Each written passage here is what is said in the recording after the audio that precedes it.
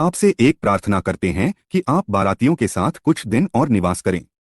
इस प्रकार शैलराज भगवान शिव से कुछ दिन और रुकने का आग्रह करने लगे। उनकी यह बात सुनकर भगवान शिव बोले, हे शैलेंद्र, आप धन्य हैं। आपकी कीर्ति महान है। आप धर्म की साक्षात मूर्ति हैं। इस त्रिलोक में आपके समान कोई और नहीं है। तब देवताओं ने कहा, हे पर्वतराज, आपके दरवाजे पर परब्रह्म परमात्मा भगवान शिव स्वयं अपने दासों के साथ पधारे हैं और आपने उन्हें सब प्रकार से पूजकर प्रसन्न किया है। तब शैलराज हिमालय ने दोनों हाथ जोड़कर भगवान शिव से प्रार्थना करके कहा कि भगवान, मुझ पर कृपा करके आप कुछ दिन और यहाँ रुककर मेरा आतिथ्य ग्रहण करें। गिरिराज के बहुत कहने पर भगवान शिव ने वहां ठहरने के लिए अपनी स्वीकृति प्रदान कर दी। तब सब हिमालय से आज्ञा लेकर अपने अपने ठहरने के स्थान पर चले गए। तीसरे दिन गिरिराज हिमालय ने सबको आदरपूर्वक दान दिया और उनका सत्कार किया। चौथे दिन विधिपूर्वक चतुर्थी कर्म किया गया, क्योंकि इसके बिना विवाह को पूर्ण नहीं माना जाता। जैसे ही विधि अनुसार चतुर्थी कर्म पूरा हुआ, चारों ओर मंगल ध्वनि बजने लगी। महान उत्सव होने लगा। नगर की स्त्रियां मंगल गीत गाने लगीं। कुछ तो प्रसन्न होकर नाचने भी लगीं। पांचवें दिन सब देवताओं ने गिरिराज हिमालय से कहा कि हे पर्वतराज, आपने हमारा बहुत आदर सत्कार किया है। हम सब भगवान शिव के विवाह के लिए यहाँ पधारे थे। आपके सहयोग से शिव पार्वती का विवाह आनंदपूर्वक हर्षोल्लास के साथ संपन्न हो गया है।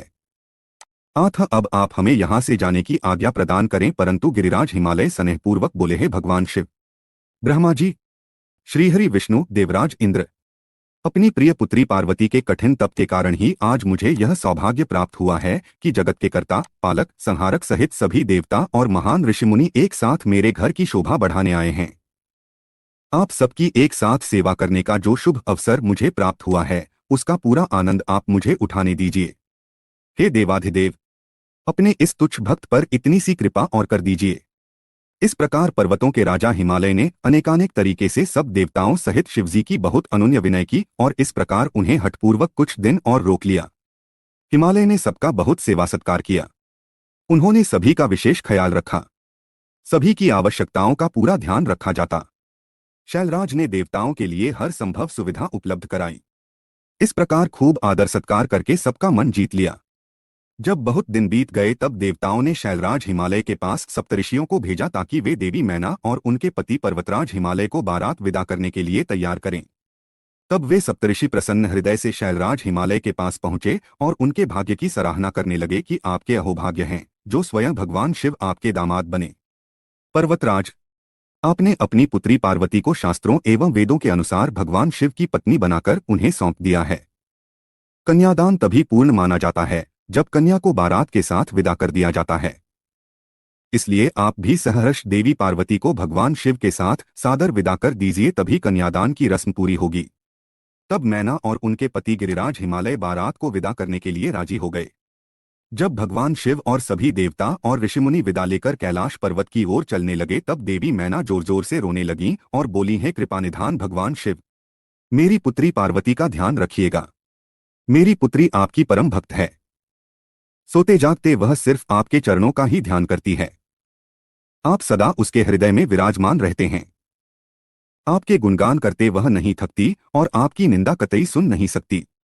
यदि मेरी बच्ची से जाने अनजाने में कोई अपराध हो जाए तो उसे क्षमा कर दीजिएगा। आप तो भक्त वत्सल हैं, करुणानिधान हैं। मेरी पुत्री पर अपनी कृपा दृष्टि बनाए रखिएगा। ऐसा कहकर मैना ने अपनी पुत्री भगवान शिव को सौंप दी। कितने आश्चर्य की बात है कि प्रत्येक माता पिता इस बात को जानते हैं कि बेटियां धान के पौधे की तरह होती हैं। वे जहां जन्मती हैं वहां वृद्धि को प्राप्त नहीं होती हैं, फिर भी उसकी विदाई के समय वे दुखी होते हैं। अनजाने ही अपनी आंखों से आंसुओं की झड़ी कैसे लग जाती है। अपनी प्रिय पुत्री पार्वती के वियोग को सोचते ही वे मूर्छित होकर जमीन पर गिर पड़ी। तब उनके मुंह पर जल की बूंदें डालकर उन्हें होश में लाया गया। तब सदाशिव ने देवी मैना को अनेकों प्रकार से समझाया ताकि वे अपना दुख भूल जाएं।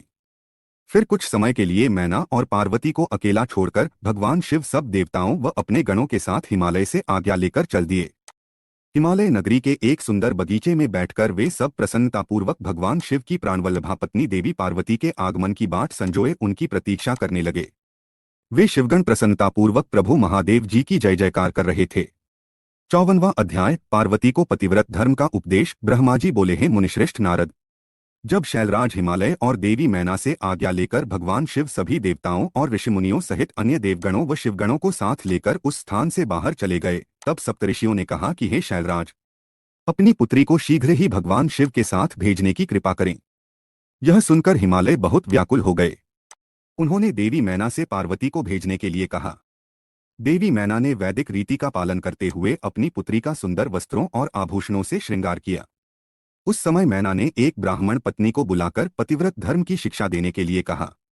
ब्राह्मण पत्नी ने वहां आकर पार्वती को शिक्षा देते हुए कहा, हे पार्वती, इस सुंदर संसार में नारी विशेष पूजनीय मानी जाती है। जो स्त्रियां पतिव्रत का पालन करती हैं वे धन्य हैं। वे दोनों कुलों को पवित्र करती हैं। उनके दर्शन मात्र से पाप नष्ट हो जाते हैं। जो पति को साक्षात ईश्वर मानकर उसकी सेवा शुश्रूषा करती हैं, वे स्त्रियां इस लोक में आनंद प्राप्त कर सद्गति को प्राप्त करती हैं और अपने दोनों कुलों को तार देती हैं। सावित्री, लोपामुद्रा, अरुंधति, शांडिली, शत्रुपा, अनसूया, लक्ष्मी, स्वंधा, सती, संज्ञा, सुमति, श्रद्धा, मैना और स्वाहा आदि नारियां साध्वी कहलाती हैं। वे अपने पातिव्रत्य धर्म के कारण ब्रह्मा, विष्णु और शिव की भी पूजनीय हैं। इसलिए स्त्री को सदैव अपने पति की आज्ञा का पालन करना चाहिए। पतिव्रता स्त्री पति के भोजन कर लेने के बाद ही भोजन करे। जब तक वह खड़ा हो खुद भी न बैठे। पति के सो जाने के बाद ही सोए और उसके उठने से पहले उठ जाएं। क्रोधित होने पर या अत्यधिक प्रसन्नता होने पर भी अपने पति का नाम न लें। पति के बुलाने पर सभी कामों को छोड़कर पति के पास चली जाएं। उसकी हर आज्ञा को अपना धर्म मानकर उसका पालन करे। कभी वह प्रवेश द्वार पर खड़ी न हो। बिना किसी कार्य के किसी के घर न जाए और जाने पर बिना कहे कदापि न बैठे। अपने घर की वस्तुएं किसी को न दे। पतिव्रता स्त्री को वस्त्रों और आभूषणों से विभूषित होकर ही अपना मुख पति को दिखाना चाहिए। जब पति घर से बाहर या परदेश गया हो तो उन दिनों में पतिव्रता स्त्री को सजना संवरना नहीं चाहिए। पति के सेवन की चीजें ठीक समय पर जब उसे आवश्यकता हो तुरंत दे दे। अपना हर कार्य चतुराई और होशियारी से करे। अपने पति की हर आज्ञा का पालन करना ही पतिव्रता स्त्री का परम धर्म होता है। पति की आज्ञा लिए बिना पत्नी को कहीं भी नहीं जाना चाहिए, यहाँ तक कि तीर्थस्थान जैसे पुण्यस्थलों पर भी नहीं। पति के चरणों को धोकर उसको पीने से ही पत्नी का तीर्थ स्नान पूरा हो जाता है। पति द्वारा छोड़े गए जूठे भोजन को पत्नी को प्रसाद समझकर खाना चाहिए।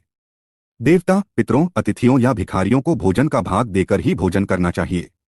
व्रत तथा उपवास रखने से पूर्व पति की आज्ञा अवश्य लें, अन्यथा व्रत का पुण्य नहीं मिलता। किसी चीज को पाने के लिए अपने पति से झगड़ा कदापि न करें। सुख से आरामपूर्वक बैठे हुए या सोते समय पति को कभी भी न उठाएं। यदि पति किसी बात के कारण दुखी हो, धनहीन हो, बीमार हो या वृद्ध हो गया हो तो भी उसका परित्याग न करे। रजस्वला होने पर 3 दिन तक अपने पति के सामने न जाए। उसे अपना मुख न दिखाए। जब तक स्नान करके शुद्ध न हो जाए तब तक पति से कोई बात न करे। शुद्ध होकर सर्वप्रथम अपने पति का ही दर्शन करे। उत्तम पतिव्रत का पालन करने वाली स्त्री को सुहाग का प्रतीक मानी जाने वाली वस्तुओं जैसे सिंदूर, हल्दी, रोली, काजल, चूड़ियां, मंगलसूत्र, पायल, बिछुए, नाक की लौंग, कान के कुंडलों को सदैव धारण करना चाहिए। जो स्त्रियां सुहाग की निशानी मानी जाने वाली इन वस्तुओं को हर वक्त धारण किए रहती हैं, उनके पति की आयु में वृद्धि होती है। पतिव्रता स्त्री को कभी भी छिनाल, उल्टा आदि भाग्यहीन स्त्रियों के साथ नहीं रहना चाहिए, अर्थात उनसे मित्रता नहीं करनी चाहिए। पति से लड़ने वाली एवं उससे वैर भाव रखने वाली स्त्री को सहेली न बनाएं। कभी भी अकेली न रहें। वस्त्रहीन होकर स्नान न करें। सदा पति के कहे अनुसार चलें। पति की इच्छा होने पर ही रमण करें। उसकी हर इच्छा को ही अपनी इच्छा समझें। पति के हंसने पर हंसे और उसके दुखी होने पर दुखी हों। पतिव्रता स्त्री के लिए उसका पति ही उसका आराध्य होना चाहिए। ब्रह्मा, विष्णु और शिव से अधिक उसे अपने पति को महत्व देना चाहिए। अपने पति को शिव स्वरूप मानकर उसे पूजना चाहिए। पति के साथ लड़ने वाली स्त्री कुतिया या सियारिन के रूप में जन्म लेती है। पति जिस स्थान पर बैठा हो उससे ऊंचे स्थान पर न बैठे। किसी की भी निंदा न करे। सबसे मीठे वचन बोले। पति स्त्री की जिंदगी में सबसे अधिक महत्वपूर्ण होता है, इसलिए उसका सदैव पूजन करे। नारी को अपने पति को ही देवता, गुरु, धर्म, तीर्थ एवं व्रत समझकर उसकी आराधना करनी चाहिए। पति से कभी दुर्वचन न कहे। सास, ससुर, जेठ, जेठानी, गुरुओं सहित सभी बड़ों का आदर करे। उनके सामने कभी ऊंचा न बोले और न ही हंसे। बाहर से पति के आने पर आदरपूर्वक उसके चरण धोए। जो मूढ़ बुद्धि नारियां अपने पति को त्याग कर व्यभिचार करती हैं अथवा दुष्ट पुरुषों के सानिध्य में रहती हैं, वे उल्लू का जन्म लेती हैं। पति से हीन नारी सदा के लिए अपवित्र हो जाती है। तीर्थ स्नान करने पर भी वह अपवित्र रहती है। जिस घर में पतिव्रता नारी का वास होता है, उसके पति, पिता और माता तीनों के कुल तर जाते हैं। वे सीधे स्वर्गलोक की शोभा बढ़ाते हैं। इसके विपरीत जो स्त्रियां पर पुरुषों की ओर आकर्षित होकर अपने मार्ग से भटक जाती हैं, वे अपने साथ साथ अपने कुल का भी नाश करती हैं। पतिव्रता नारी के स्पर्श होने मात्र से ही वहां की भूमि पावन और पापों का नाश करने वाली हो जाती है। सूर्य, चंद्रमा तथा वायुदेव भी पवित्रता हेतु नारी का स्पर्श करते हैं ताकि वे दूसरों को पवित्र कर सकें। पतिव्रता पत्नी ही गृहस्थ आश्रम की नींव है, सुखों का भंडार है, वही धर्म को पाने का एकमात्र रास्ता है तथा वही परिवार की वंश बेल को आगे बढ़ाने वाली है। भगवान विश्वनाथ में अटूट भक्तिभाव रखने वाले शिव भक्तों को ही पतिव्रता नारियों की प्राप्ति होती है। पत्नी से ही पति का अस्तित्व होता है। एक दूसरे के बिना दोनों का कोई अस्तित्व नहीं रह जाता। पत्नी के बिना पति देवयज्ञ, पितृयज्ञ और अतिथि यज्ञ आदि कोई भी यज्ञ अकेले संपन्न नहीं कर सकता। पतिव्रता नारियों को पवित्र पावनी गंगा के समान पवित्र माना जाता है। उसके दर्शनों से ही सब कुछ पवित्र हो जाता है। पति पत्नी का संबंध अटूट है। पति प्रणव है और पत्नी वेद की ऋचा, एक तप है तो एक क्षमा। पत्नी द्वारा किए अच्छे कर्मों का फल है पति। हे गिरिजानंदिनी, शास्त्रों में पतिव्रता नारियों को 4 प्रकार का बताया गया है: उत्तमा, मध्यमा, निकृष्टा और अतिनिकृष्टा। ये पतिव्रता स्त्रियों के भेद हैं। जो स्त्रियां स्वप्न में भी सिर्फ अपने पति का ही स्मरण करती हैं, ऐसी स्त्रियां उत्तमा पतिव्रता कहलाती हैं। जो स्त्रियां प्रत्येक पुरुष को पिता, भाई एवं पुत्र के रूप में देखती हैं, वह मध्यमा पतिव्रता कहलाती हैं। जिसके मन में धर्म और लोकलाज का भय रहता है और इस कारण वह सदैव धर्म का पालन करती है, वह निकृष्टा पतिव्रता कहलाती हैं। जो स्त्री अपने पति से डरकर या कुल के बदनाम होने के डर से व्यभिचार से दूर रहती है, वह स्त्री अतिनिकृष्टा पतिव्रता कहलाती है। ये चारों प्रकार की पतिव्रता स्त्रियां पावन, पवित्र और समस्त पापों का नाश करने वाली कही जाती हैं। मुनि अत्रि की पत्नी अनसुया ने अपने पतिव्रत के प्रभाव से त्रिदेवों ब्रह्मा, विष्णु और शिव को शिशु बना दिया था। यही नहीं, उन्होंने मरे हुए एक ब्राह्मण को अपने सतीत्व के बल से जीवित कर दिया था। हे गिरिजानंदिनी, मैंने पतिव्रता स्त्री की सभी विशेषताएं और गुण तुम्हें बता दिए हैं। अब आप इसी के अनुरूप ही आचरण किया करें। अपने पति की हर आज्ञा को सर्वोपरि मानकर उसका पालन करें। पति को खुश रखने से ही सभी मनोवांछित फलों की प्राप्ति होती है। आप तो जगदम्बा का रूप हैं और आपके पति तो साक्षात भगवान शिव हैं। आपको यह सब बताकर कोई लाभ नहीं, क्योंकि आप तो यह सब जानती ही हैं और इसका उत्तम पालन भी करेंगी। आपके विषय में तो सोचकर ही स्त्रियां पवित्र एवं पतिव्रत धर्म का पालन करने वाली हो जाती हैं। इसलिए मुझे अधिक कुछ कहने की कोई आवश्यकता नहीं है।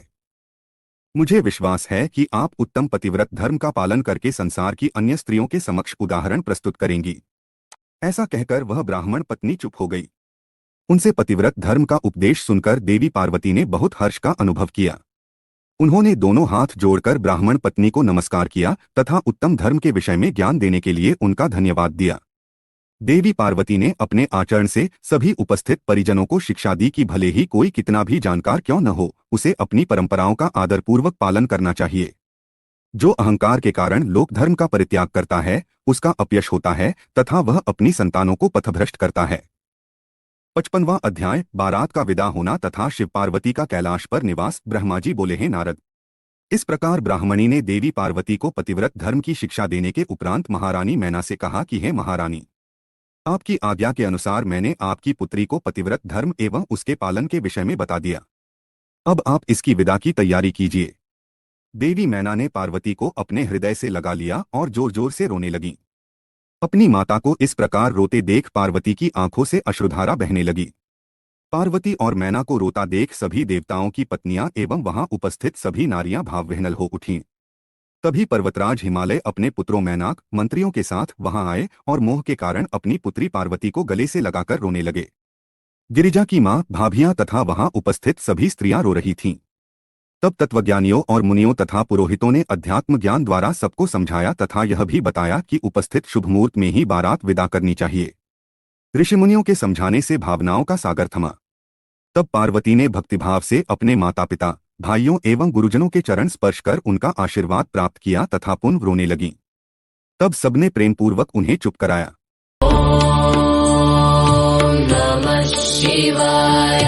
शैलराज हिमालय ने अपनी पुत्री पार्वती के बैठने के लिए एक सुंदर रत्नों से जड़ी हुई पालकी मंगवाई। ब्राह्मण पत्नियों ने उन्हें उस पालकी में बैठाया। सभी ने उन्हें ढेरों आशीष और शुभकामनाएं दी। शैलराज हिमालय और मैना ने उन्हें अनेक दुर्लभ वस्तुएं उपहार स्वरूप भेंट की। देवी पार्वती ने हाथ जोड़कर सबको विनम्रतापूर्वक नमस्कार किया और उनकी पालकी वहां से चल दी। प्रेम के वशीभूत होकर उनके पिता हिमालय और भाई भी उनकी पालकी के साथ साथ चल दिए। कुछ देर बाद वे उस स्थान पर पहुंचे जहां शिवजी अन्य बारातियों के साथ उनकी प्रतीक्षा कर रहे थे। हिमालय ने नम्रतापूर्वक वहां उपस्थित भगवान शिव, ब्रह्मा, विष्णु सहित सभी श्रेष्ठ जनों को नमस्कार किया और अपनी पुत्री को शिवजी को सौंप दिया। तत्पश्चात हम सबसे विदा लेकर वे हिमालयपुरी लौट गए। जब शैलराज हिमालय अपने नगर को लौट गए तब हम सब भी कैलाश पर्वत की ओर चल दिए। भगवान शिव और पार्वती के विवाह हो जाने पर सभी की प्रसन्नता की कोई सीमा न रही। सभी उत्साहपूर्वक चलने लगे। महादेव जी के शिवगण नाचते कूदते गाते जाते अपने स्वामी के परम पावन निवास की ओर बढ़ रहे थे। मैं और श्रीहरि विष्णु जी भी शिवजी के विवाह होने से प्रसन्न थे। उधर देवराज इंद्र के हर्ष की कोई सीमा नहीं थी। वह सोच रहे थे कि शिव पार्वती के विवाह से उनके कष्टों और दुखों में अवश्य कमी होगी। उन्हें इस बात का यकीन हो गया था कि अब जल्द ही उन्हें और सब देवताओं को तारकासुर नामक भयंकर दैत्य से मुक्ति अवश्य मिलेगी। भगवान शिव भी हर्ष का अनुभव कर रहे थे। उन्हें उनके जन्म की प्रेसी पार्वती पुनः पत्नी रूप में प्राप्त हो गई थी। इस प्रकार प्रसन्नतापूर्वक आनंद में मगन होकर सभी कैलाश पर्वत की ओर जा रहे थे।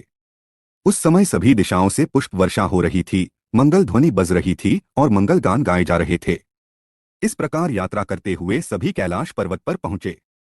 वहां पहुंचकर भगवान शिव ने पार्वती से कहा, हे देवेश्वरी, आप सदा से ही मेरी प्रिया हैं।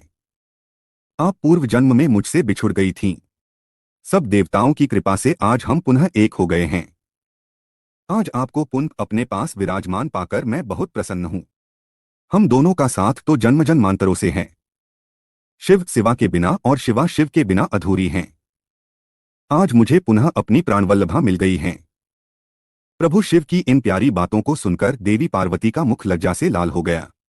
उनके बड़े बड़े सुंदर नेत्र झुक गए और वे धीरे से बोली, हे नाथ, आपकी हर एक बात मुझे स्मरण है। मेरे जीवन में सब कुछ आप ही हैं।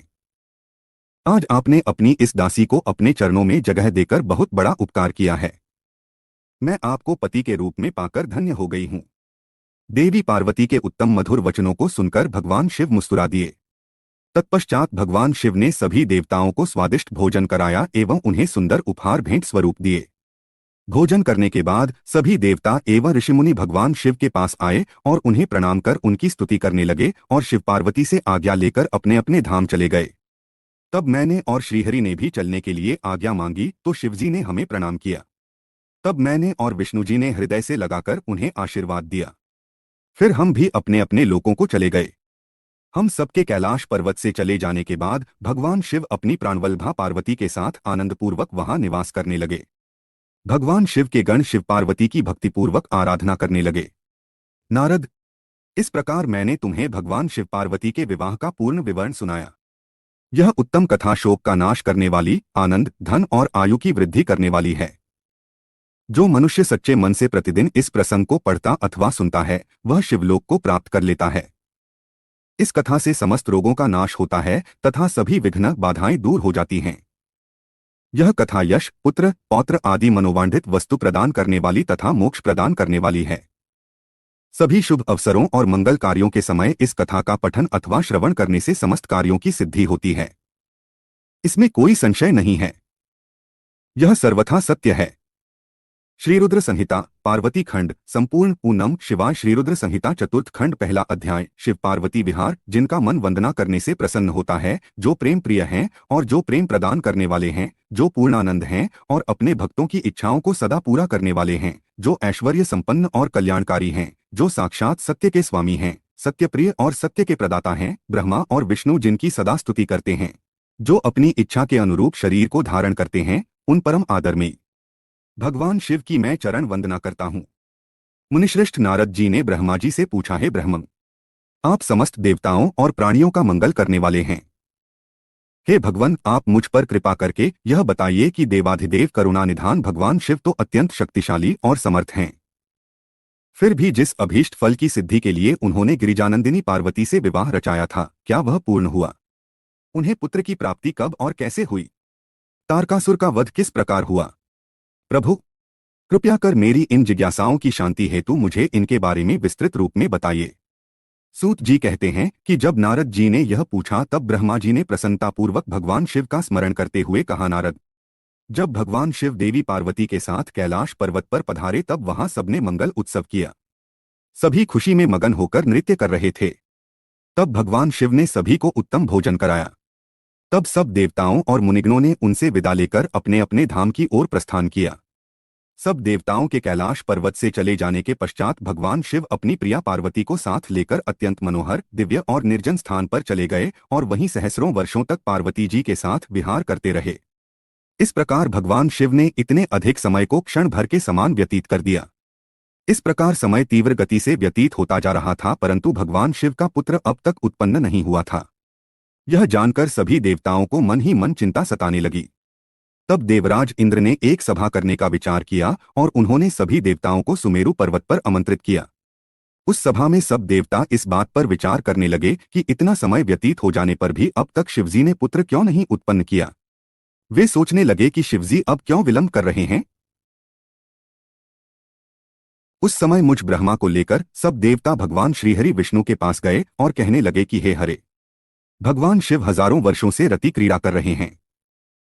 उनका पार्वती जी के साथ विहार अब भी जारी है, परंतु अब तक किसी शुभ समाचार की प्राप्ति नहीं हुई है। तब भगवान श्रीहरि विष्णु मुस्कुराए और बोले, हे देवताओं, आप इस विषय में इतनी चिंता मत कीजिए। शिवजी स्वयं अपनी इच्छानुसार इस स्थिति से विरत हो जाएंगे। वैसे भी हमारे शास्त्रों में इस बात का उल्लेख है कि जो व्यक्ति स्त्री पुरुष का वियोग कराता है उसे हर जन्म में इस वियोग को स्वयं भी भोगना पड़ता है। अतः अभी कुछ भी नहीं करना चाहिए। कुछ समय और व्यतीत हो जाने दो। अभी हमें सिर्फ प्रतीक्षा करनी होगी। कुछ देर सोचने के पश्चात श्रीहरि ने पुनः कहा, 1000 वर्ष बीत जाने पर आप सब लोग शिवजी के पास जाना तथा कोई युक्ति लगाकर ऐसा उपाय करना कि उनका शक्तिपात किसी भी प्रकार से हो जाए। उसी शक्ति से हमें उनके पुत्र की प्राप्ति हो सकती है, परंतु इस समय आप सब देवता अपने अपने धाम को चले जाएं। भगवान शिव को अपनी पत्नी पार्वती के साथ आनंदपूर्वक विहार करने दें। सब देवताओं को समझाकर श्रीहरि बैकुंठ धाम को चले गए। श्रीहरि के चले जाने के उपरांत सब देवताओं ने अपनी चिंता त्याग दी और प्रसन्नतापूर्वक अपने अपने धाम चले गए। समय अपनी गति से बीतता गया, परंतु शिवजी का पुत्र नहीं हुआ। तारकासुर का भय और आतंक का साया दिन पर दिन और बढ़ने लगा। देवताओं सहित ऋषिमुनियों और साधारण मनुष्यों का जीवन उसने दूभर कर दिया था। तारकासुर के डर से पृथ्वी कांप उठी। तब श्री विष्णु जी ने सब देवताओं को बुलाया और भगवान शिव के पास चलने के लिए कहा। तब सब देवताओं को साथ लेकर भगवान श्रीहरि और मैं भगवान शिव से भेंट करने के लिए कैलाश पर्वत पर पहुंचे, परंतु भगवान शिव कैलाश पर्वत पर नहीं थे। उनके गणों से जब हमने महादेव जी के विषय में पूछा तो उन्होंने बताया कि भगवान शिव माता पार्वती के पास उनके मंदिर में गए हैं। तब श्रीहरि ने शिवगणों से उनका पता पूछा। तत्पश्चात हम सब उस स्थान पर पहुंचे जहां त्रिलोकीनाथ भगवान शिव अपनी प्रिया के साथ निवास कर रहे थे। तब वहां उनके निवास के द्वार पर पहुंचकर सब देवताओं ने भगवान शिव का स्मरण कर उन्हें मन में प्रणाम कर उनकी स्तुति आरंभ कर दी। दूसरा अध्याय, स्वामी कार्तिकेय का जन्म। ब्रह्मा जी बोले, हैं नारद, भगवान शिव तो सर्वेश्वर हैं, हर विषय के ज्ञाता हैं। भला उनसे कोई बात किस प्रकार छुप सकती है। भगवान शिव तो महान योगी हैं और सब कुछ जानने वाले हैं। इसलिए उन्होंने अपने योग बल से यह जान लिया कि मैं विष्णु जी सभी देवताओं को साथ लेकर उनके द्वार पर आए हैं। तब वे बड़े हर्षित हुए और हम सबसे मिलने के लिए द्वार पर पधारे और हमारी स्तुति को स्वीकारते हुए बोले, आप सब एक साथ यहाँ क्यों पधारे हैं। तब हमने अपने आने का प्रयोजन बताते हुए कहा कि हे देवाधिदेव करुणानिधान भगवान, तारकासुर के अत्याचार दिन प्रतिदिन बढ़ते जा रहे हैं। प्रभु, अब तो उपाय कीजिए कि हमें उसके आतंक से मुक्ति मिल जाए। देवताओं के इन वचनों को सुनकर भगवान शिव दुखी हो गए और कुछ देर तक चुपचाप कुछ सोचने के बाद बोले, हे देवताओं, आपके दुखों को मैं समझ रहा हूं, परंतु मेरे लिए एक कठिन समस्या है कि मेरे द्वारा किए गए शक्तिपात को कौन धारण कर सकता है। ऐसा कहकर उन्होंने अपना शक्तिपात धरती पर गिरा दिया। तब सब देवताओं ने अग्निदेव से प्रार्थना की कि वे भगवान शिव की उस शक्ति को कपोत बनकर धारण कर लें। सब देवताओं का आग्रह स्वीकार करके अग्निदेव ने कपोत रूप धारण कर उस शक्ति को अपने अंदर समाहित कर लिया। जब बहुत देर तक भगवान शिव देवी पार्वती के पास वापस नहीं पहुंचे तो परेशान होकर देवी स्वयं उन्हें देखने बाहर चली आईं। वहां जब उन्होंने अग्निदेव को उस शक्ति का भक्षण करते हुए देखा तो वे क्रोधित हो गईं। उस समय उनकी आंखें गुस्से के कारण लाल हो गई थीं। तब देवी पार्वती ने अग्निदेव से कहा, हे दुष्ट अग्निदेव, आपने मेरे पति त्रिलोकीनाथ की शक्ति का भक्षण किया है, इसलिए आज मैं तुम्हें शाप देती हूं कि तुम सर्वभक्षी होगे। जो भी तुम्हारे संपर्क में आएगा वह तत्काल नष्ट हो जाएगा। तुम सर्वथा इस आग में स्वयं भी जलते रहोगे। अग्निदेव को क्रोध में यह शाप देकर देवी पार्वती वहां से चली गईं। उनके साथ शिवजी भी वहां से चले गए। इधर समस्त देवताओं द्वारा अग्नि में होम करने से और अन्न आदि के सेवन द्वारा वह शक्ति सब देवताओं के शरीर में पहुंच गई। उस शक्ति की गर्मी से सभी देवता दुखी हो गए थे। तब सब पुनः भगवान शिव की शरण में पहुंचे और उनसे हाथ जोड़कर प्रार्थना करने लगे कि भगवान, हमें इस जलन से मुक्ति दिलाएं। हम सबकी पीड़ा अनुभव कर उन्होंने हमसे कहा कि इस शक्ति के ताप और जलन को बंद करने के लिए उसे हमें अपने शरीर से वमन के द्वारा बाहर निकालना होगा। भगवान शिव की आज्ञा मानकर हम सभी देवताओं ने वमन द्वारा शिवजी की उस शक्ति को अपने शरीर से निकाल दिया। उसके निकलते ही सबने संतोष की सांस ली और महादेव जी की स्तुति करके उन्हें धन्यवाद दिया, परंतु अग्निदेव की पीड़ा किसी भी प्रकार कम नहीं हो रही थी। उनका हृदय जल रहा था। तब मैंने अग्निदेव को भगवान शिव की शरण में जाने की सलाह दी। मेरी बात मानकर अग्नि देवता ने भक्तवत्सल भगवान शिव की बहुत स्तुति की। तब शिवजी प्रसन्न हुए और बोले कि अग्निदेव, आप क्या कहना चाहते हैं? तब अग्निदेव ने हाथ जोड़कर भगवान को प्रणाम किया और उनकी स्तुति की। तत्पश्चात वे बोले, रहे देवाधिदेव, कृपा करके मेरे अपराध को क्षमा कर दीजिए। मैं बहुत बड़ा मूर्ख हूं जो मैंने आपकी शक्ति का भक्षण कर लिया। आप मुझे क्षमा करें और मुझ पर प्रसन्न हों। भगवान, मुझ पर कृपा कर इस शक्ति के ताप को कम करके मुझे मुक्ति दिलाएं। यह सुनकर भगवान प्रसन्नतापूर्वक अग्निदेव से बोले, हे अग्निदेव, आपने उस शक्ति का सेवन करके बहुत बड़ी भूल की है। अपने किए का दंड आप काफी समय से भोग रहे हैं, इसलिए मैं आपको क्षमा करता हूं। तुम मेरी इस शक्ति को किसी नारी शरीर में स्थिर कर दो। ऐसा करने से तुम्हारे सभी कष्ट दूर हो जाएंगे। यह सुनकर अग्नि ने दोबारा प्रश्न किया कि भगवान, आपका तेज धारण करने की क्षमता तो किसी में भी नहीं है। तभी नारद तुम भी वहां आ गए और अग्निदेव से बोले कि जैसा भगवान शिव की आज्ञा है वैसा ही करो। ऐसा करने से तुम्हारे कष्ट दूर हो जाएंगे। तब तुमने अग्निदेव से कहा कि माघ महीने में जो भी स्त्री सबसे पहले प्रयाग में स्नान करे उसके शरीर में आप इस शक्ति को स्थित कर देना। माघ का महीना आने पर सुबह ब्रह्मा मुहूर्त में सर्वप्रथम सप्तऋषियों की पत्नियां प्रयाग में स्नान करने पहुंची। स्नान करने के उपरांत जब उन्होंने अत्यधिक ठंड का अनुभव किया तो उनमें से 6 स्त्रियां अग्नि के पास जाकर आग तापने लगीं। उसी समय उनके रोमों के द्वारा शिवजी की शक्ति के कण अग्नि से निकलकर उनके शरीर में पहुंच गए। तब अग्निदेव को जलन की पीड़ा से मुक्ति मिल गई। समयानुसार वे 6 ऋषि पत्नियां गर्भवती हो गईं। उनके पतियों ने उन्हें व्यभिचारी समझकर उनका त्याग कर दिया। तब वे सब हिमालय पर्वत पर जाकर तपस्या करने लगीं। वहीं उस पर्वत पर उन्होंने कई भागों में मानव अंगों को जन्म दिया, परंतु वह पर्वत उनके भार को सहन नहीं कर सका और उसने उन्हें गंगाजी में गिरा दिया। गंगाजी ने उन्हें जोड़ दिया पर वे उस बालक के तेज को सहन नहीं कर सकीं और उसे अपनी तरंगों में बहाकर सरकंडे के वन के निकट छोड़ दिया। वह तेजस्वी बालक मार्गशीर्ष में शुक्ल षष्ठी के दिन पृथ्वी पर उत्पन्न हुआ। उसके पृथ्वी पर आते ही सभी को आनंद की अनुभूति हुई। आकाश में दुदुभियां बजने लगीं और फूलों की वर्षा होने लगी। तीसरा अध्याय। स्वामी कार्तिकेय और विश्वामित्र। नारद जी बोले, हे ब्रह्मा जी, जब वह बालक पृथ्वी पर अवतरित हो गया तब वहां क्या और कैसे हुआ?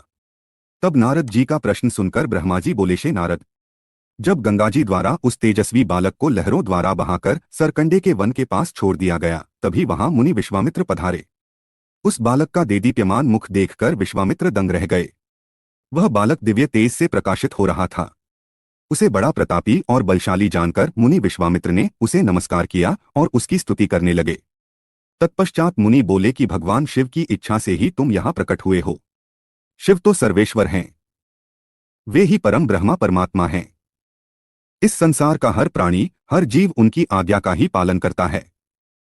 तब मुनि विश्वामित्र के ऐसे वचन सुनकर वह बालक बोला, है महाज्ञानी प्रकांड पंडित मुनि विश्वामित्र, मेरे इस स्थान पर आने के बाद सर्वप्रथम आप ही यहाँ पधारे हैं। निश्चय ही आपका यहाँ आना भगवान शिव की प्रेरणा से ही प्रेरित है, इसलिए आप ही विधि विधान के अनुसार मेरा नामकरण संस्कार कीजिए।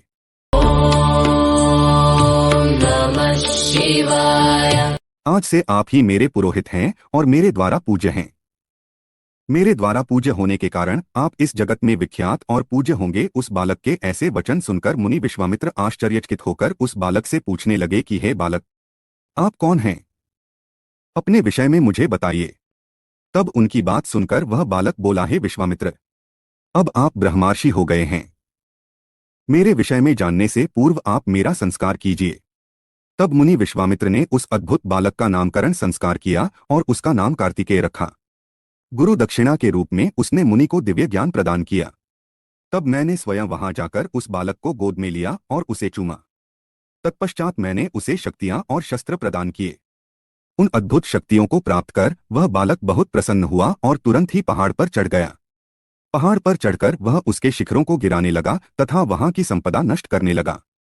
यह देखकर उस स्थान पर निवास करने वाले राक्षस उस बालक को मारने के लिए दौड़े। उन भयंकर राक्षसों से बिना भयभीत हुए उसने उन सबको भगा दिया। उनके भयंकर युद्ध से पूरा त्रिलोक कांपने लगा। त्रिलोक को भयभीत होता देखकर सब देवता वहां पहुंचे। देवराज इंद्र ने क्रोध में आकर उस बालक पर प्रहार किया। इस प्रहार के फलस्वरूप उस बालक के शरीर से विशाख नाम का दूसरा पुरुष पैदा हो गया। उन्होंने उस बालक पर एक और प्रहार किया तो नेगम नाम का एक और महाबली पुरुष पैदा हो गया। इस प्रकार इंद्र के प्रहारों से 4 स्कंद पैदा हुए जो बहुत वीर और बलवान थे। तब क्रोधित होकर ये चारों स्कंद एक साथ मिलकर स्वर्ग के राजा इंद्र को मारने के लिए दौड़े। यह देखकर इंद्र घबराकर अपनी जान बचाने के लिए कहीं दूर जाकर छिप गए। उनको ढूंढते ढूंढते वह बालक उनके धाम स्वर्ग में पहुंच गया। उस समय जब वह बालक स्वर्ग पहुंचकर देवराज इंद्र को ढूंढ रहा था, एक सुंदर सरोवर में 6 कृत्तिकाएं स्नान कर रही थीं। उस सुंदर सलो ने बालक को देखकर वह उसे प्यार करने और गोद में खिलाने के लिए दौड़ी और उसे पकड़कर ले आईं। तब उन कृत्तिकाओं ने उस नन्हे बालक को बहुत प्यार किया और तब वे आपस में उसे दूध पिलाने के लिए लड़ने लगीं। तब उस बालक ने 6 मुख धारण करके सब माताओं का स्तनपान किया। तब वे प्रसन्नतापूर्वक उस बालक को अपने साथ अपने लोक में ले गईं और उसका लालन पालन करने लगीं। चौथा अध्याय कार्तिकेय की खोज। ब्रह्मा जी बोले, इस प्रकार उस दिव्य बालक को लेकर वे कृत्तिकाएं अपने लोक में चली गईं। वहां जाकर उन्होंने उस बालक को सुंदर वस्त्रों और आभूषणों से अलंकृत किया और बड़े लाड़ प्यार से उस बच्चे को पालने लगीं। जब बहुत समय व्यतीत हो गया तब एक दिन पार्वती जी ने अपने पति शिवजी से पूछा, हे प्रभु, आप तो सबके ईश्वर हैं, सब प्राणियों के वंदनीय हैं, सब आपका ही ध्यान करते हैं। भगवान, मैं आपसे एक बात पूछना चाहती हूं। तब त्रिलोकीनाथ भगवान शिव ने मुस्कुराकर कहा, देवी पूछो, क्या पूछना चाहती हो? तब देवी पार्वती ने कहा, प्रभु, आपकी शक्ति जो पृथ्वी पर गिरी थी वह कहाँ गई? देवी पार्वती के इन वचनों को सुनकर शिवजी ने विष्णुजी, मेरा और सब देवताओं और मुनियों का स्मरण किया। यह ज्ञात होते ही कि भगवान शिव ने हमें बुलाया है, हम सभी तुरंत कैलाश पर्वत पर चले गए। वहां पहुंचकर हमने महादेव जी और देवी पार्वती को हाथ जोड़कर नमस्कार किया और उनकी स्तुति की। तब भगवान शिव बोले, हे देवताओं, मुझे यह बताइए कि मेरी वह अमोघ शक्ति कहाँ है? शीघ्र बताओ, अन्यथा मैं तुम्हें इसके लिए दंड दूंगा। भगवान शिव के ये वचन सुनकर सभी देवता भय से कांपने लगे। तब उन्होंने जैसे जैसे वह शक्ति जहां जहां गई थी वह सभी बातें शिव पार्वती को विस्तार सहित बताईं। तब उन्होंने यह भी बताया कि उस बालक को 6 कृत्तिकाएं अपने साथ अपने लोक को ले गई हैं और उसको पाल रही हैं। यह सुनकर शिवजी व देवी पार्वती को बहुत प्रसन्नता हुई। वे दोनों अपने उस पुत्र को देखने के लिए बहुत उत्सुक थे। तब शिवजी ने अपने गणों को उस बालक को कृत्तिकाओं के पास से वापस ले आने की आज्ञा दी। भगवान शिव की आज्ञा पाकर उनके वीर बलशाली गण, क्षेत्रपाल और भूत प्रेत गण लाखों की संख्या में शिवजी के पुत्र की खोज में निकल पड़े। तब उन सबने वहां पहुंचकर कृत्तिकाओं के घर को घेर लिया। यह देखकर कृत्तिकाएं भय से व्याकुल हो गईं। तब कृत्तिकाओं ने अपने पुत्र कार्तिकेय से कहा कि हमें चारों ओर से असंख्य सेनाओं ने घेर लिया है, अब हमें बचने का मार्ग खोजना होगा। यह सुनकर स्वामी कार्तिकेय मुस्कुराए और बोले, माताओं, आपको डरने की कोई आवश्यकता नहीं है, आपका यह पुत्र आपके साथ है। मेरे रहते कोई भी शत्रु इस घर में प्रवेश नहीं कर सकता। माता, मेरे बालरूप को देखकर आप मुझे अयोग्य न समझें। मैं इन सभी को हराने में सक्षम हूँ।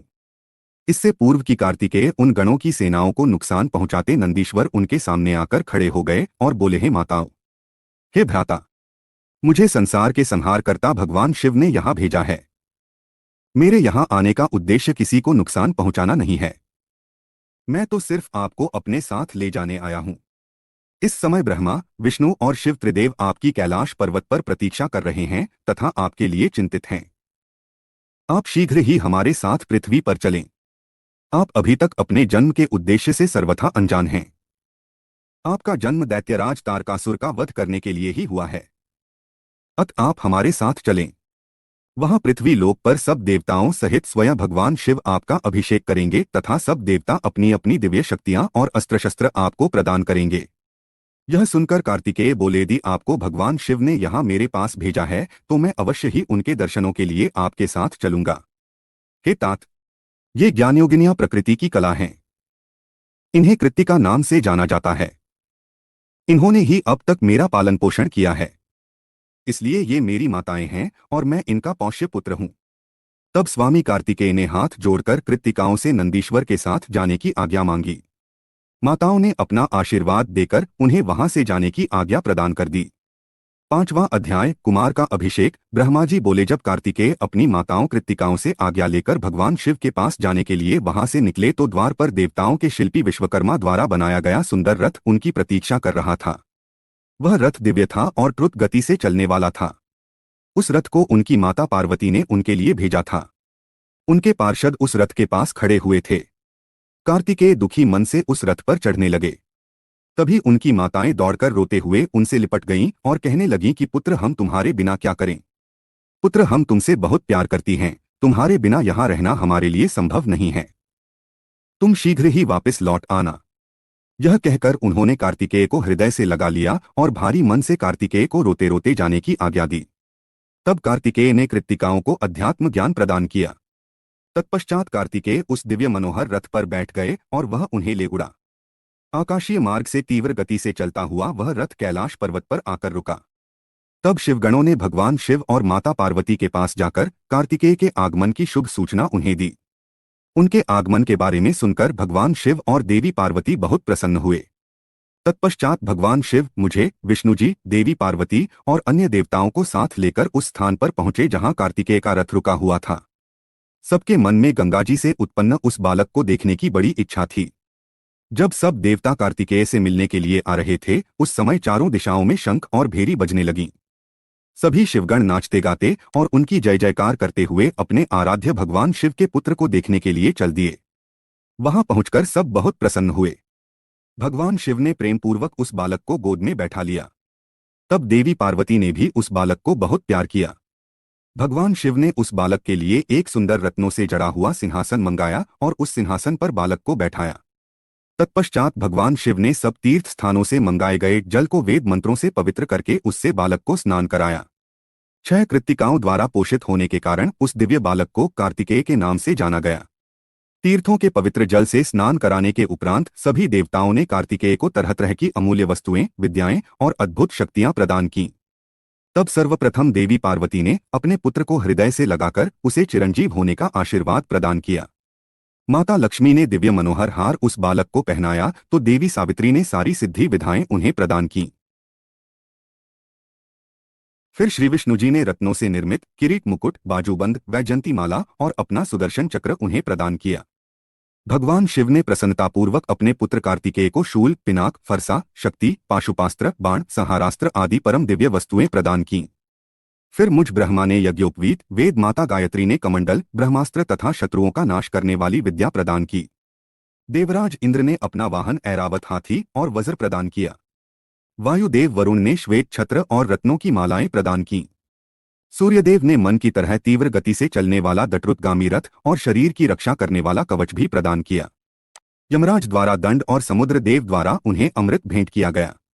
धन के अकूत भंडार के स्वामी कुबेर ने गदा दी। इस प्रकार सब देवताओं ने भगवान शिव के पुत्र कार्तिकेय को अनेकों प्रकार के अस्त्र, शस्त्र और उपहार प्रदान किए। सभी देवताओं और शिवगणों ने उनका अभिवादन किया। इस समय वहां पर बहुत बड़ा उत्सव होने लगा। चारों ओर हर्ष की लहर दौड़ रही थी। 6वां अध्याय, कार्तिकेय का अद्भुत चरित्र। ब्रह्मा जी बोले, नारद, इस प्रकार सभी अभीष्ट देवताओं से आशीर्वाद प्राप्त करके कुमार कार्तिकेय बहुत प्रसन्न हुए। उन्होंने सभी देवताओं का धन्यवाद व्यक्त किया। तत्पश्चात वे अपने सिंहासन पर जा बैठे। तभी वहां एक ब्राह्मण दौड़ता हुआ आया। उस ब्राह्मण ने आकर कार्तिकेय को प्रणाम किया और उनके चरण पकड़ लिए और बोला, हे स्वामी, मैं आपकी शरण में आया हूं। मुझ पर कृपा करके मेरे कष्ट को दूर करें।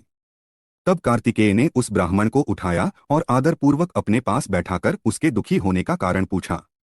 तब वह ब्राह्मण बोला, हे भगवान, मैं अश्वमेध यज्ञ कर रहा हूं, परंतु आज मेरा घोड़ा अपने बंधनों को तोड़कर कहीं चला गया है। हे प्रभु, मुझ पर कृपा करें और मेरे घोड़े को यथाशीघ्र ढूंढ दें, अन्यथा मेरा यज्ञ भंग हो जाएगा। यह कहकर वह ब्राह्मण पुनः कार्तिकेय के चरणों को पकड़कर रोने गिड़गिड़ाने लगा। वह रोते रोते बोला, आप पूरे ब्रह्मांड के स्वामी हैं। आप सबकी सेवा करने को सदा तत्पर रहते हैं। आप सब देवताओं के स्वामी हैं और त्रिलोकीनाथ भगवान शिव के पुत्र हैं। इस प्रकार उस ब्राह्मण द्वारा की गई स्तुति को सुनकर कुमार कार्तिकेय बहुत प्रसन्न हुए।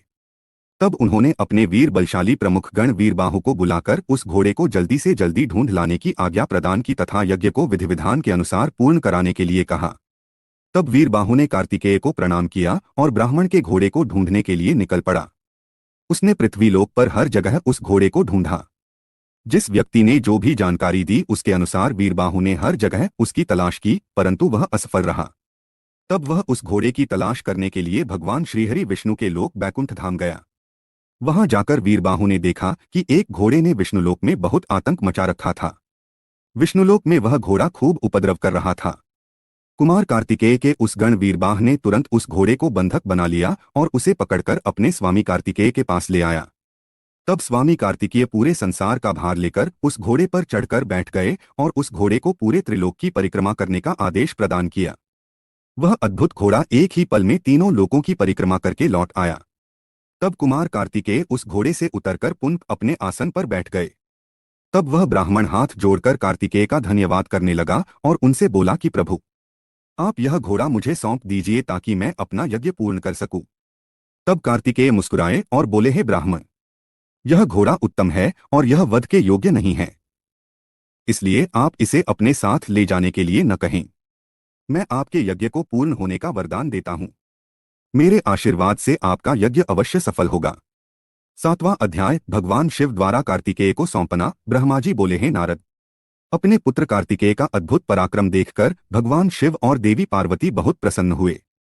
तब सब देवताओं सहित श्रीहरि विष्णु और देवराज इंद्र और मैं भी बहुत हर्षित हुए और भगवान शिव से बोले, हे देवाधिदेव भगवान, आप तो सर्वेश्वर हैं, सर्वज्ञाता हैं। संसार की सब घटनाएं आपकी इच्छा से ही घटती हैं। आप तो जानते ही हैं कि ब्रह्मा जी द्वारा असुरराज तारक को दिए गए वर के अनुसार शिव पुत्र ही उसका वध करने में सक्षम होगा। इसलिए ही कुमार कार्तिकेय का जन्म हुआ है। प्रभु, हम लोगों के कष्टों को दूर करके हमारे जीवन को सुखी करने के लिए आप अपने पुत्र कार्तिकेय को आज्ञा दीजिए कि वह तारकासुर का वध करे। यह कहकर सब देवता भगवान शिव की स्तुति करने लगे। तब भगवान शिव का हृदय हम सबकी प्रार्थना से द्रवित हो उठा। उन्होंने हमारी प्रार्थना को स्वीकार कर लिया और अपने पुत्र कुमार कार्तिकेय को देवताओं को सौंप दिया। तब भगवान शिव ने अपने पुत्र कार्तिकेय को यह आज्ञा दी कि देवताओं की विशाल सेना का नेतृत्व करें और देवताओं के दुखों और संकटों को दूर करने के लिए तारकासुर का वध करें। अपने पिता भगवान शिव की यह आज्ञा पाकर स्वामी कार्तिकेय बहुत प्रसन्न हुए। तब उन्होंने हाथ जोड़कर अपनी माता पार्वती और पिता महादेव जी को प्रणाम किया और कहा कि हे माता, हे पिता, आप मुझे विजयी होने का आशीर्वाद प्रदान करें। यह सुनकर भगवान शिव मुस्कुराए और बोले, कुमार, निश्चय ही तुम अपने इस प्रथम युद्ध में अपने घोर शत्रु तारकासुर का वध करके विजयी होगे। हमारा आशीर्वाद सदैव तुम्हारे साथ है। इधर देवी पार्वती के हृदय में अपने प्रिय पुत्र के युद्ध में जाने की बात सुनकर ही पीड़ा होने लगी। वात्सल्य के कारण उनकी आंखों में आंसू आ गए थे। वे बहुत दुखी हुईं और कहने लगीं, हे नाथ, हे देवाधिदेव, मेरा पुत्र कार्तिकेय अभी बहुत छोटा है और वह तारकासुर महाबलशाली और शक्तिशाली है। उस दुष्ट ने अपनी दुष्टता से सभी देवताओं को भी परास्त कर दिया है।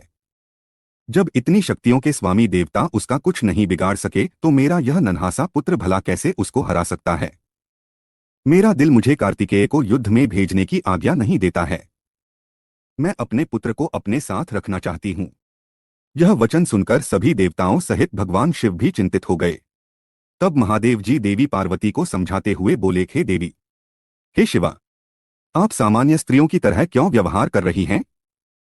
यह मेरा और आपका पुत्र होने के कारण महाशक्तिशाली और वीर योद्धा है। देवताओं ने इसे अपनी अभीष्ट शक्तियां प्रदान की हैं। कार्तिकेय की जीत निश्चित है। नमः शिवाय। कार्तिकेय का उत्पन्न होना तारकासुर के वध का प्रतीक है। आप व्यर्थ में चिंतित न हो और अपने पुत्र को खुशी खुशी तारक के वध के लिए भेजें। भगवान शिव के ऐसे वचन सुनकर देवी पार्वती को बहुत संतोष हुआ और उन्होंने कार्तिकेय को युद्ध में जाने की आज्ञा दे दी। तब सब देवताओं का भय दूर हुआ और उनमें प्रसन्नता की लहर दौड़ गई। 8वां अध्याय, युद्ध का आरंभ। ब्रह्माजी बोले, नारद, जब देवी पार्वती और भगवान शिव ने कुमार कार्तिकेय को युद्ध का नेतृत्व करने की आज्ञा प्रदान की तो सभी देवता बहुत प्रसन्न हुए और एकत्र होकर उस पर्वत की ओर चल दिए। सिंहनाद करते हुए वे आगे बढ़ने लगे।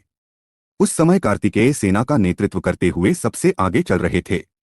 सब देवता मन में यही सोच रहे थे कि अब उन्हें तारकासुर नाम की मुसीबत से छुटकारा मिल जाएगा। जब तारकासुर को इस बात का पता चला कि देवताओं ने युद्ध की तैयारी पूरी कर ली है तो तारकासुर ने भी तुरंत युद्ध की घोषणा कर दी। अपनी विशाल चतुरंगिणी सेना को लेकर तारक भी सिंहनाद करता हुआ देवताओं की ओर बढ़ने लगा। राक्षसों की सेना देखकर एक पल के लिए देवता घबरा गए। उसी समय आकाशवाणी हुई, हे देवगणों, तुम लोग भगवान शिव के पुत्र कार्तिकेय के नेतृत्व में युद्ध करने जा रहे हो, इसलिए तुम जरूर जीतोगे। तारकासुर कार्तिकेय के हाथों अवश्य मारा जाएगा। उस आकाशवाणी को सुनकर सभी देवताओं का उत्साह बढ़ गया और उनका डर दूर हो गया। उस समय दुंदुभी और अनेक प्रकार के बाजों की ध्वनि आकाश में गूंजने लगी। तब देवता और राक्षस युद्ध करने के लिए पृथ्वी और सागर के संगम पर पहुंचे। दोनों पक्षों में बड़ा भयानक युद्ध छिड़ गया। युद्ध की भयंकर गर्जना से पृथ्वी भी डोलने लगी। देवताओं की सेना का नेतृत्व शिवपुत्र कार्तिकेय कर रहे थे। उनके पीछे पीछे देवराज इंद्र सहित देवताओं की विशाल सेना थी। कार्तिकेय उस समय इंद्रदेव के ऐरावत हाथी पर विराजमान थे। तब उन्होंने उस हाथी को छोड़ दिया और रत्नों से जड़े सुंदर यान पर बैठ गए। उस सुंदर विमान पर प्रचेता ने सुंदर छत्र रखा। उस सुंदर विमान में बैठकर कार्तिकेय बहुत निराले और शोभा संपन्न लग रहे थे। उसी समय देवताओं और असुरों में भयानक युद्ध प्रारंभ हो गया। पृथ्वी कांपने लगी और फल भर में खंडमुंडों में बदलने लगी। हजारों सैनिक जो पराक्रम से लड़ रहे थे कट कट कर और घायल होकर धरती पर गिरने लगे। चारों तरफ खून की नदियां बहने लगी थीं। ऐसा भयानक दृश्य देखकर बहुत से भूत प्रेत और गीदड़-गीदड़ी उस मांस को खाने और खून पीने के लिए वहां आ गए। तभी महाबली तारकासुर ने विशाल सेना सहित देवताओं पर आक्रमण किया। देवराज इंद्र सहित अनेक देवताओं ने उसे रोकने का बहुत प्रयत्न किया परंतु असफल रहे और तारकासुर भयानक गर्जना करता हुआ आगे बढ़ता गया। चारों ओर भयानक शोर मचा हुआ था। आक्रमण करते समय सैनिक बड़े जोर जोर से अपने मुंह से आवाज निकालते हुए आगे बढ़ रहे थे। देवताओं और राक्षसों का युद्ध बड़ा विभत्स रूप ले चुका था। वहां भारी कोलाहल मचा हुआ था। तत्पश्चात देवताओं और असुरराज तारक के राक्षसगण आपस में द्वंद्व युद्ध करने लगे थे। एक दूसरे को मारकर वे अपने को बहुत बलशाली समझ रहे थे। वे पूरे बल के साथ एक दूसरे पर प्रहार करते। कोई किसी के हाथ तोड़ देता तो कोई पैर। दोनों सेनाएं अपने को पराक्रमी समझ रही थीं। 9वां अध्याय, तारकासुर की वीरता। ब्रह्माजी बोले, नारद, इस प्रकार देवताओं और दानवों में बड़ा विनाशकारी युद्ध होने लगा। तारकासुर ने अपनी विशेष शक्ति चलाकर इंद्रदेव को घायल कर दिया। इसी प्रकार दानवों की सेना के वीर और बलवान राक्षसों ने देवताओं की सेना को बहुत नुकसान पहुंचाया। उन्होंने कई लोकपालों को युद्ध में हरा दिया और देवगणों को मार मार कर भगाने लगे। असुर सैनिकों को देवताओं पर हावी होते देखकर असुर खुशी में झूम उठे और भयंकर गर्जना करने लगे। तब देवताओं की ओर से लड़ रहे वीरभद्र क्रोधित होकर तारकासुर के निकट पहुंचे। असुरों ने वीरभद्र को चारों ओर से घेर लिया।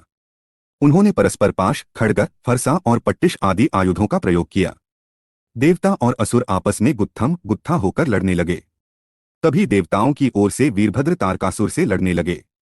वीरभद्र ने पूरी शक्ति से तारकासुर पर आक्रमण किया और उसको त्रिशूल के प्रहार से घायल कर दिया। घायल होकर तारक जमीन पर गिर पड़ा परंतु अगले ही पल उसने स्वयं को संभाल लिया और पुनः खड़े होकर वीरभद्र से युद्ध करने लगा।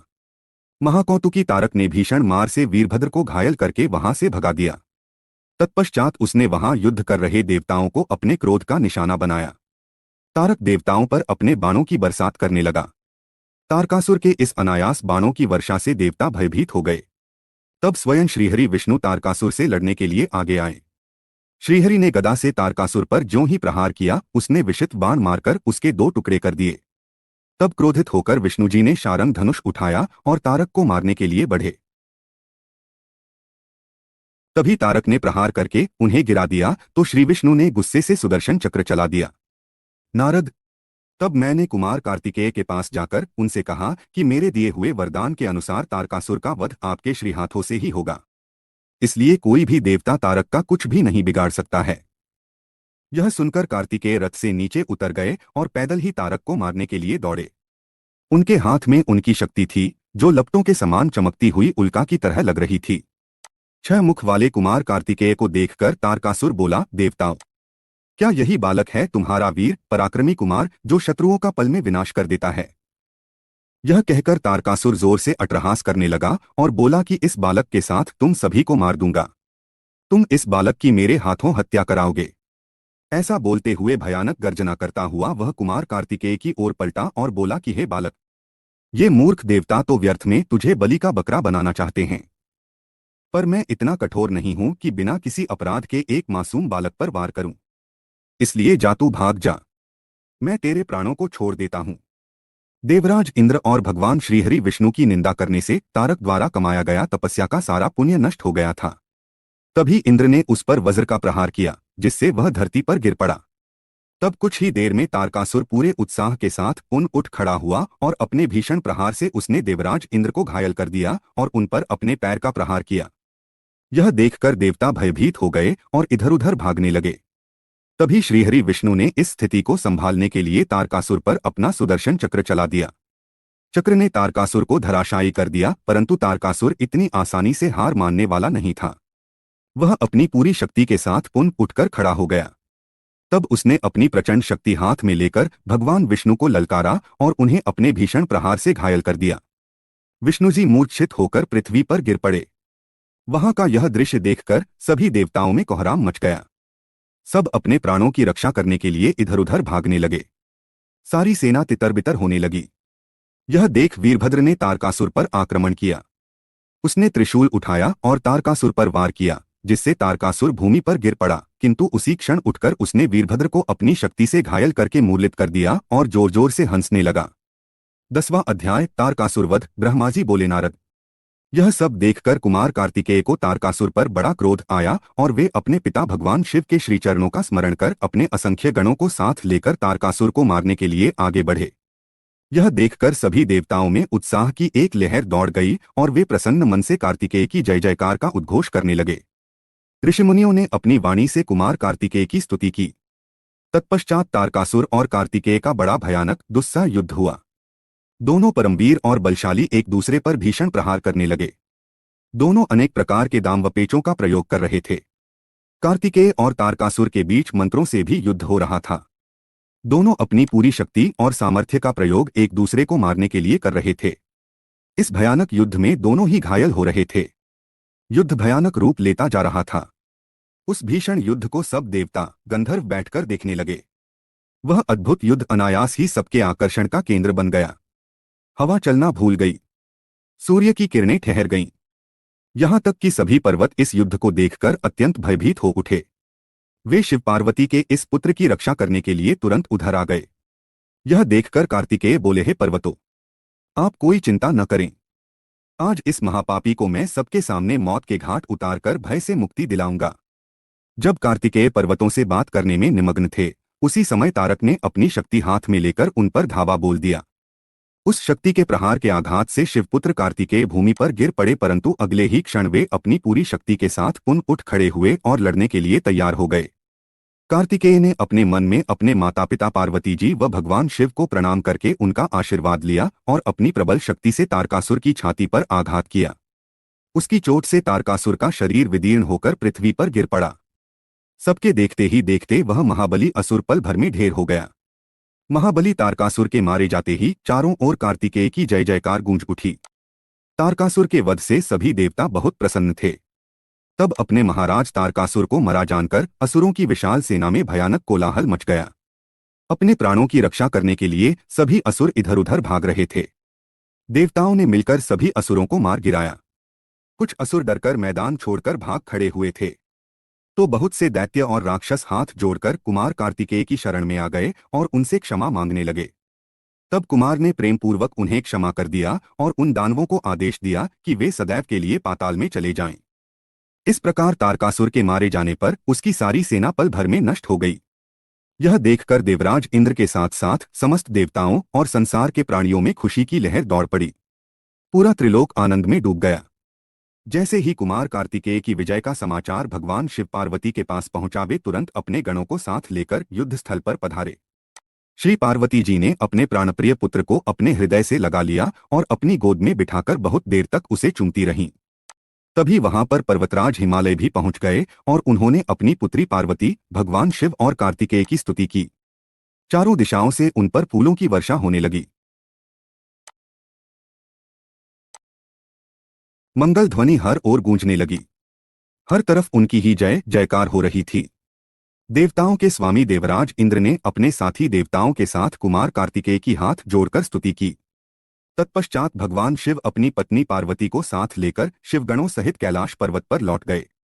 11वां अध्याय बाणासुर और दैत्य प्रलंब का वध। ब्रह्माजी बोले, नारद, जब तारकासुर कुमार कार्तिकेय के द्वारा मारा गया तब यह देखकर सभी देवताओं, ऋषि मुनियों सहित जनसाधारण में प्रसन्नता की लहर दौड़ गई।